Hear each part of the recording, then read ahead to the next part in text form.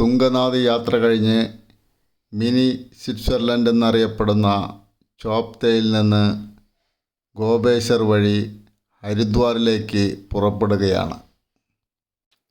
ചോപ്തയിൽ നിന്ന് bus സർവീസൊന്നുമില്ല. Car, jeep മുതലായ ചെറുവാഹനങ്ങൾ നമുക്ക് വാടകയ്ക്ക് ലഭിക്കും. ചോപ്തയിൽ നിന്ന് ഗോപേശ്വറിലേക്ക് 43 കിലോമീറ്ററാണ് ദൂരം.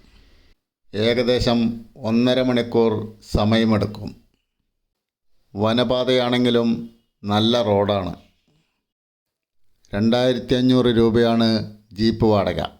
സാധാരണ 3000 രൂപയാണ് ഇവർ ഈടാക്കുന്നതെന്ന് അറിയാൻ കഴിഞ്ഞു.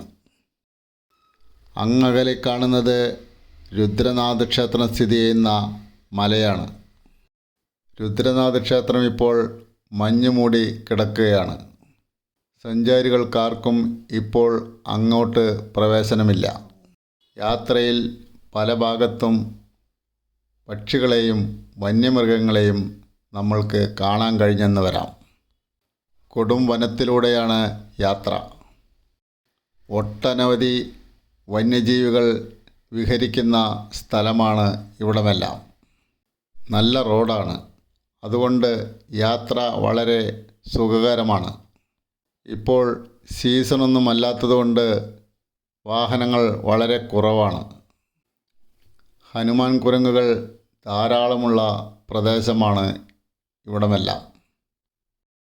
വളരെ കൗതുകമുള്ള ജീവിയാണ് ഇവകൾ. ഒരുപാട് പേരുണ്ട്. വാഹനം സ്ലോ ആക്കുമ്പോൾ അവകളെല്ലാം നമ്മുടെ അടുത്തേക്ക് വരും.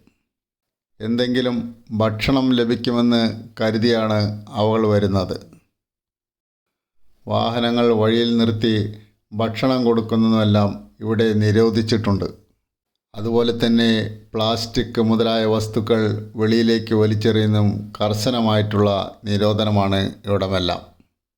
എന്നിരുന്നാലും ചില വിനോദസഞ്ചാരികളെല്ലാം ഇതൊക്കെ അനുസരിക്കാതെ പോകുന്നുണ്ട്. വനത്തിലൂടെ സഞ്ചരിക്കുമ്പോൾ വനനിയമം നമ്മൾ പാലിച്ചേ മതിയാകൂ.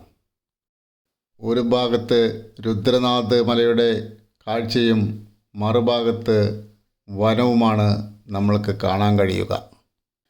വളരെ മനോഹരമായ കാഴ്ചയാണ് അതെല്ലാം. ധാരാളം ബുറാസ് മരങ്ങളുള്ള വനമാണ്. ബാനിയക്കുണ്ട്, ബുൾഖാൻ എന്നീ സ്ഥലങ്ങൾ പിന്നിട്ട് മണ്ഡൽ എന്ന സ്ഥലത്തെത്തുന്നു. മണ്ഡൽ സമതല പ്രദേശമാണ്. ധാരാളം ജനങ്ങൾ താമസിക്കുന്ന ഗ്രാമം. മലയിറങ്ങി താഴത്താണ് മണ്ഡൽ. വളരെ മനോഹരമായ താഴ്വാര കാഴ്ചകളാണ് നമ്മൾക്ക് കാണാൻ കഴിയുക. താഴത്തെ ജനങ്ങളുടെ കൃഷിഭൂമിയും മറ്റും വളരെ മനോഹരമായിട്ട് നമുക്ക് കാണാം. അതെല്ലാം വളരെ ഭംഗിയുള്ള കാഴ്ചയാണ്. മണ്ഡൽ കഴിഞ്ഞാൽ കുൻകുലി എന്ന ഗ്രാമമാണ്. എല്ലാ ഗ്രാമങ്ങളും വളരെ മനോഹരമായ കാഴ്ച തന്നെയാണ് നമ്മൾക്ക് സമ്മാനിക്കുന്നത്. നല്ല തണുത്ത കാലാവസ്ഥയാണ് ഇപ്പോൾ. സുഖകരമായ കാലാവസ്ഥ. താഴ്വാരത്ത് ചെറുനദികളെല്ലാം കാണുന്നുണ്ട്. ഇപ്പോൾ അതിലൊന്നും കാര്യമായ വെള്ളമൊന്നുമില്ല. മഴക്കാലത്ത് കുത്തിയൊലിച്ചു പോകുന്ന നദികളായിരിക്കാം. ജലക്ഷാമമൊന്നും ഇവിടെയില്ല. വളരെ ഈർപ്പമുള്ള പ്രദേശമാണ്. ഒട്ടുമിക്ക കൃഷികളും ഇവിടെയുണ്ട്. തെങ്ങ്, കവുങ്ങ്, പന മുതലായ വൃക്ഷങ്ങളൊന്നും ഇവിടെയില്ല. നെല്ല്, ഗോതമ്പ്, പയറുവർഗ്ഗങ്ങൾ, കിഴങ്ങുവർഗ്ഗങ്ങൾ എന്നിവയാണ് പ്രധാന കൃഷികൾ.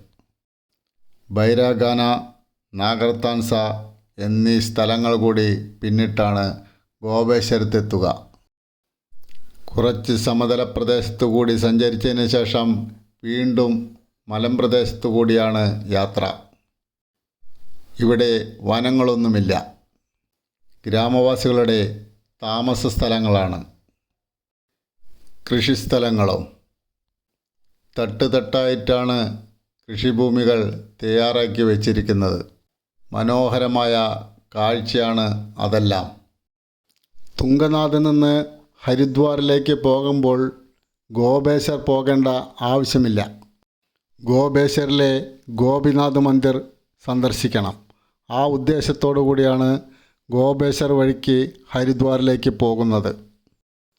ഗോപേശ്വറിൽ നിന്ന് ഹരിദ്വാറിലേക്കും തുംഗനാഥിൽ നിന്ന് ഹരിദ്വാറിലേക്കും ഏകദേശം ഒരേ ദൂരമാണ്. ഗോപേശ്വറിൽ നിന്ന് ഹരിദ്വാറിലേക്ക് 7 മണിക്കൂർ സമയം വേണ്ടിവരും. ഗോപേശ്വർ കഴിഞ്ഞാൽ NH-07 ആണ്. ഇത് ബദരിനാഥ് റോഡാണ്. അടുത്ത കാലത്തായി പണി കഴിപ്പിച്ച നല്ല റോഡാണ് ഇത്. കുറച്ച് വർഷങ്ങൾക്ക് മുമ്പെല്ലാം ഇതിലെ പോകുന്ന യാത്ര വളരെ ദുഷ്കരമായിരുന്നു. ഗോപേശ്വറിൽ നിന്ന് രുദ്രപ്രയാഗിലേക്ക് വാഹനം ലഭിച്ചു. 70 കിലോമീറ്റർ ദൂരമാണ് രുദ്രപ്രയാഗിലേക്ക്. ഏകദേശം 2 മണിക്കൂർ സമയമെടുക്കും രുദ്രപ്രയാഗിലെത്താൻ. ചമോലി, ബാജ്പൂർ, നന്ദപ്രയാഗ്, കർണപ്രയാഗ്, ഗൗച്ചർ എന്നീ സ്ഥലങ്ങൾ കഴിഞ്ഞാണ് രുദ്രപ്രയാഗിലെത്തുക. റോഡിൻ്റെ ഓരത്തുകൂടി അളകനന്ദ നദി ഒഴുകുന്നുണ്ട്. നല്ല മനോഹരമായ കാഴ്ചയാണ് അതെല്ലാം. ഉത്തരാഖണ്ഡിലെ ഒരു ജില്ലയാണ് രുദ്രപ്രയാഗ്. ഒരു നല്ലൊരു പട്ടണം കൂടിയാണ് രുദ്രപ്രയാഗ്. മലകളും നദിയും എല്ലാം കൂടിക്കലർന്ന ഒരു മനോഹരമായ പട്ടണം തന്നെയാണ് രുദ്രപ്രയാഗ്. ധാരാളം കാഴ്ചകൾ ഇവിടെയുണ്ട്. തീർത്ഥാടനത്തിന് വരുന്നവർ മിക്കവർക്കും കാണേണ്ട പല ക്ഷേത്രങ്ങളും രുദ്രപ്രയാഗിലുണ്ട്.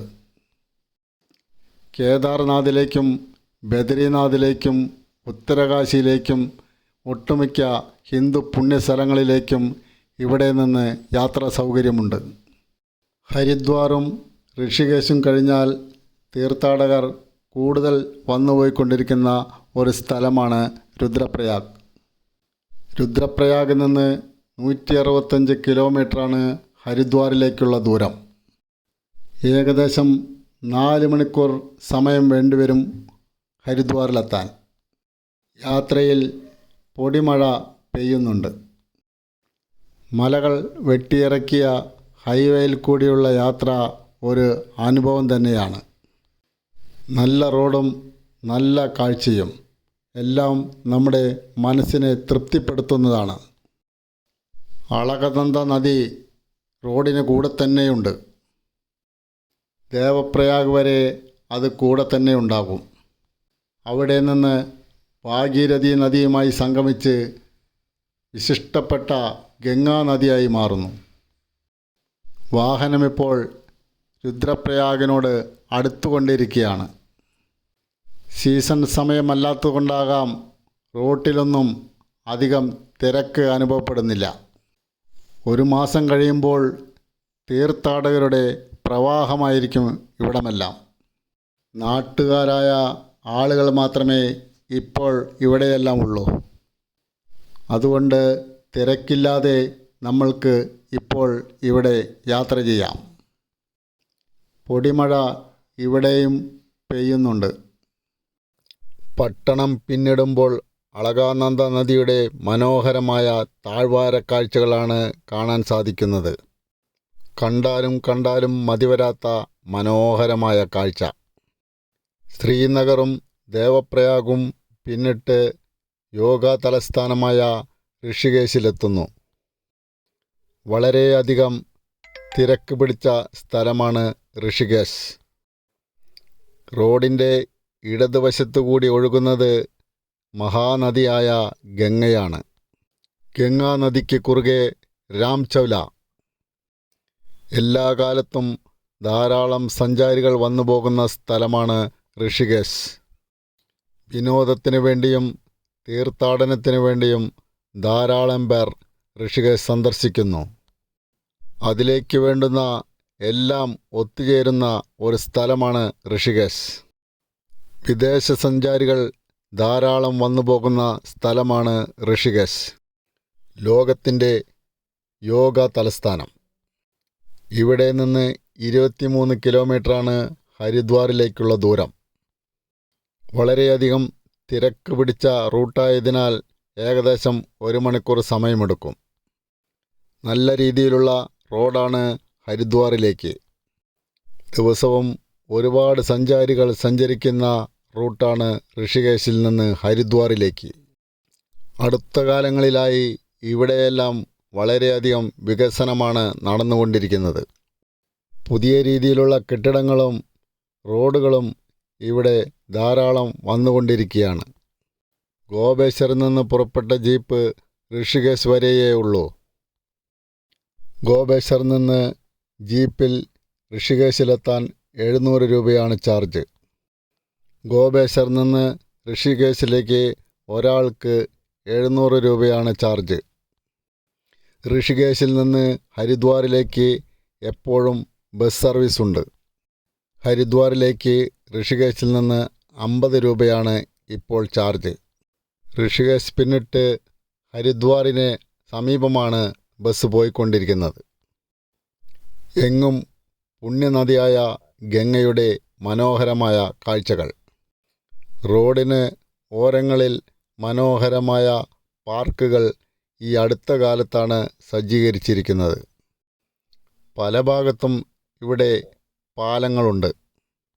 മനോഹരമായ കാഴ്ചയാണ് പാലത്തിലൂടെ പോകുമ്പോൾ നമ്മൾക്ക് കാണാൻ കഴിയുന്നത്.